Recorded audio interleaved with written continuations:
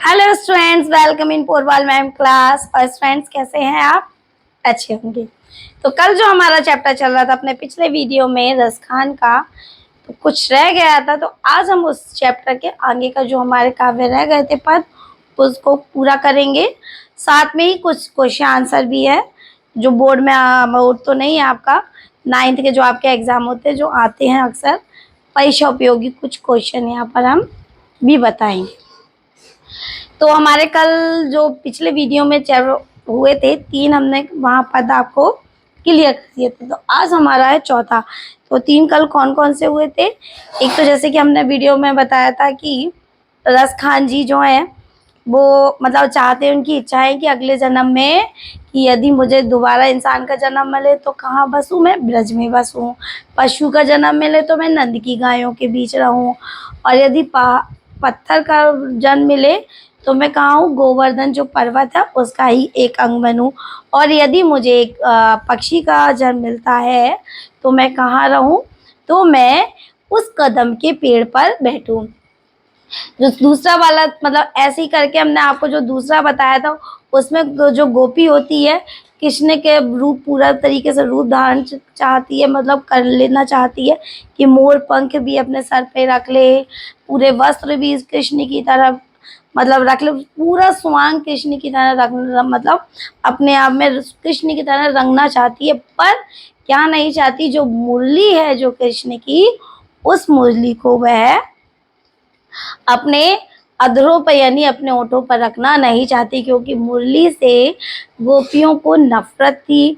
क्योंकि वो मुरली जो उन्हें क्या फील कराती थी, जैसे वो मुरली उनकी क्या हो?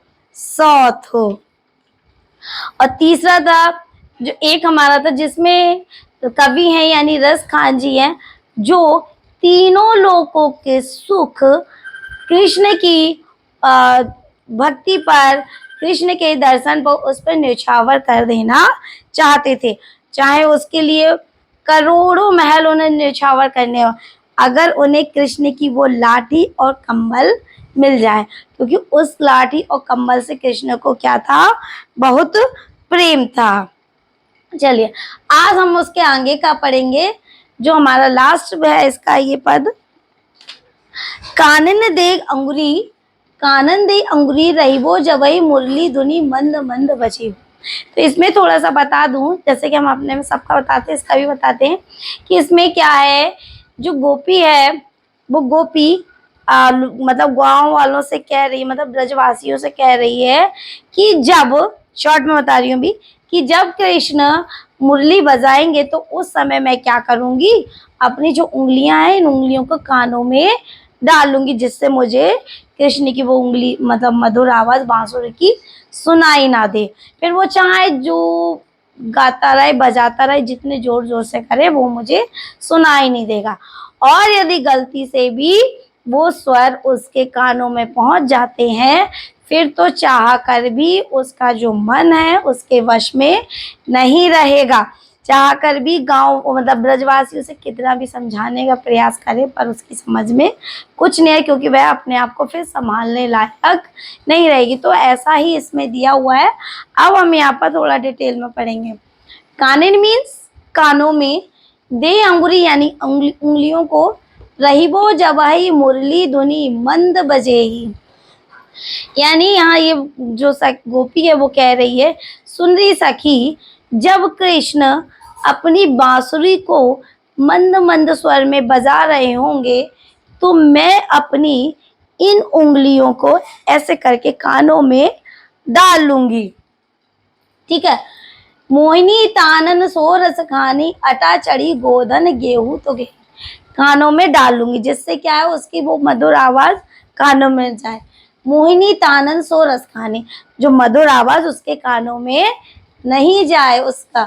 अटा चढ़ी, फिर चाहे वो अटा मीन्स ऊंचाई पे, ऊंचाई पे चढ़ी गोधन, गोधन मीन्स वो गाना जिसको कृष्ण मतलब गाते थे, तो गोपियां क्या हो जाती एकदम मुग्ध हो जाती थी।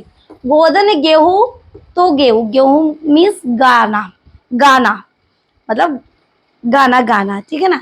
तो यानी कि मैं उंगलियों को अपने कानों में डाल लूंगी, फिर वो चाहे जितनी जोर से उस गीत को गाए। तेरी कहो सिरे ब्रज लोगनी कालहि कोउ कितनो समुझाए। अगर गलती से भी, अगर इत्तेफाक से वो जो कहो सिरे ब्रज ग्लो, अगर गलती से भी, भूल से भी वो स्वर, ध्वनि अगर उसके कानों में पहुंच जाते हैं, फिर टेरी का, फिर जो उसकी जो बुद्धि है क्या हो जाएगी, कृष्ण के पक्ष में हो जाती है, मतलब कृष्ण के वश में हो जाती है। काले को कितनों समझा, फिर तो उसे कोई भी कितना भी समझा ले, कोई भी कितना भी ब्रजवासी उसको समझाए, मायरी माँ मुख की मुस्कानी सम्हारी ना जे, फिर तो कितना भी कोई समझा ले पर उस पर कोई प्रभाव नहीं पड़ेगा। फिर क्या हो, उस पर तो कृष्ण की जो मुस्कान भरी जो छवि होती है इतनी उस तरीके से छा जाएगी कि किसी का कोई भी प्रयास उस पर असर नहीं करेगा, कोई भी फर्क, मतलब कोई भी उसको संभाल नहीं पाएगा, चाह कर भी वह अपने आप को भी नहीं संभाल पाएगी, और जितने ब्रजवासी हैं वो चाह कर भी उसको कुछ नहीं समझा पाएंगे। तो यहाँ पर यही दिया हुआ है। अब इसके क्या है, कुछ क्वेश्चन यहाँ पे मैंने फाइंड किए हुए हैं, आंसर हमने जो पढ़े हुए हैं आंसर इन्हीं पदों में से ही है, तो आंसर मैंने राइट नहीं किए हैं, आंसर हम इनके सेल्फ बना सकते हैं। देखिए, ब्रज के प्रति कवि का प्रेम किन किन रूपों में अभिव्यक्त हुआ है। तो जैसे कि हमने कल बताया था कि कवि क्या चाहता है, प्रेम किन किन रूपों में, यानी कवि यहाँ रसखान जी कहना चाहते हैं कि यदि मैं मनुष्य बनूं तो मैं क्या बनूं, ब्रज में रहूं। ये हम चीज बार बार बता चुके, तो इसमें वही वाला पहले वाला जो पद था वही आंसर रहेगा, यानी वो मानव रूप में चाहता है अगर मैं रहूं, जन्म मिलता है तो मैं ब्रज में रहूं, पशु रूप में मिले तो गायों के बीच नंद की मिले, और यदि मुझे पाहन यानी पत्थर का रूप मिले तो गोवर्धन पर्वत का, और यदि मुझे एक पक्षी का मिले तो कहाँ मिले, कदम के पेड़ पर बैठे। तो यही इसका आंसर हो गया। नेक्स्ट है, कवि कृष्ण की लाठी और कंबल के बदले क्या त्यागने को तैयार। तो इसमें जैसे कि बताया कि कवि कृष्ण की, मैं साइड से हो जाऊं आपको दिखेगा नहीं, कवि कृष्ण की लाठी और कंबल के बदले जैसे कि बताया था तीनों लोगों के सुख त्यागने को तैयार हो, करोड़ों अपने महल त्यागने को तैयार है, मतलब उन्हें कृष्ण की लाठी और कंबल से इतना प्रेम है कि उसके लिए वह तीनों लोगों के सुख को त्याग सकते हैं। अब है कृष्ण, गोपी कृष्ण की किन किन विशेषताओं से प्रभावित है। तो इसमें क्या है, गोपी कृष्ण की जो मधुर बंसी की जो बजाते हैं तो जो मुग्ध हो जाते हैं सब, तो उस पर देखिए, इस सवैये के अनुसार गोपियां कृष्ण की मधुर तान, मनमोहक मुस्कान के कारण अपने अपने विवश, वो अपने आप को विवश पाती हैं। यानी कृष्ण जब बंसी बजाते हैं, जो हमने कि जैसे कि पढ़ा कि यदि भूल से भी अगर कानों में कृष्ण की बंसी की आवाज अगर गोपी के कानों में पहुंच जाएगी तो फिर उसका अपने ऊपर कोई वश नहीं रहेगा।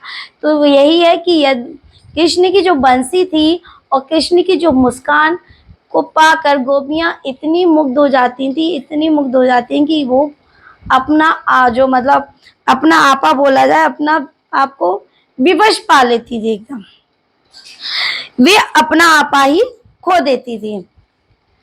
फोर्थ है, सारे गांव वाले किस पर न्यौछावर हो गए। सारे गांव वाले, गांव वाले से मतलब यहाँ पर ब्रजवासियों से, तो यहाँ पर जो सारे गांव वाले हैं कृष्ण की जो बाल क्रीड़ाएं थी, जो बाल उनकी जो बोला जाए जो उनकी क्रीड़ाएं करते थे, खेल करते थे, जो उनकी बातें करते थे, जो उनकी हरकतें होती थी या कुछ भी बोला जा सके, जो वो करते थे छल चोरी वगैरह, तो जो पूरा संपूर्ण का जो ब्रज था वो उनकी इन्हीं आदतों पर क्या था, न्यौछावर था एक तरीके से। जैसे जब वो माखन चोरी करते थे, उनकी जो चाल थी, मोर पंख लगाना, इस तरीके मधुर बंसी बजाना, गोपियों का वस्त्रों का चीरण कर लेना, उनके वस्त्रों को छुपा के रख लेना। तो इनकी जो आदतें थी, गुस्सा भी आता था, साथ साथ उन पर उनको गोपियों को, गांव वालों को उनकी इस आदतों पर प्यार भी आता था। कृष्ण प्रेम में पागल गोपिका गले में व सिर पर क्या धारण करना चाहती है और क्यों चाहती है? तो कृष्ण प्रेम में पागल गोपिका, देखिए जैसे कि हमने बताया था अपने पिछले वीडियो में कि जो एक गोपिका है दूसरी गोपिका से के कहती है कि मैं अपने सर पे मोर पंख धारण कर लूंगी और गले में कुंजों की माला पहनूंगी, क्यों पहनेगी, और कृष्ण का पूरा स्वांग रखने को तैयार है। ठीक है, पर क्यों, पर बांसुरी को नहीं रखेगी, बंसी को नहीं रखेगी, क्योंकि बंसी क्या है, बंसी क्या है, उन्हें अपनी सौत न जाती कि मैं सारे स्वांग करने को तैयार हूँ, ये सारा रूप धापीले वस्त्र पहनकर और ग्वालों के संग गायों को चराने को भी तैयार हूँ, पर उस बांसुरी को अपने अधरों पर रखने को तैयार नहीं थी, क्योंकि बांसुरी से उन्हें क्या थी, नफरत थी। क्योंकि जो बांसुरी थी वो उन्हें कृष्ण से दूर कर देती थी, क्योंकि कृष्ण जब बांसुरी बजाते थे तो वो उसमें बिल्कुल खो जाते थे। लास्ट हाँ, कृष्ण ने किस कारण गोवर्धन पर्वत उठाया? ये तो हम बहुत अच्छे से जानते हैं कि जैसे कि जानते हैं जब पहले ब्रजवासी लोग जितने हुआ करते थे गोवर्धन पर्वत की जगह इंद्र देवता की पूजा किया करते थे, तब गोवर्धन पर्वत की कोई मान्यता नहीं थी।